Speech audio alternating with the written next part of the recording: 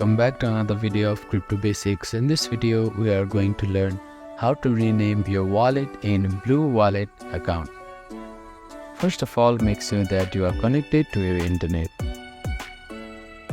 After that, find and open BlueWallet application on your device. Now, click on the wallet which you want to rename. And click on three dots at the top right corner of your screen. Here you can see a name option. Select on that field and delete the current name. After that, type in the new name for your wallet.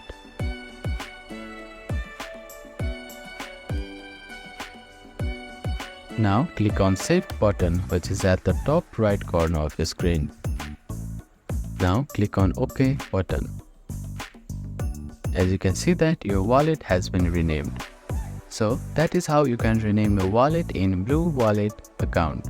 Thank you for watching this video. Please do not forget to like, share and subscribe to our channel and comment down if you have any queries.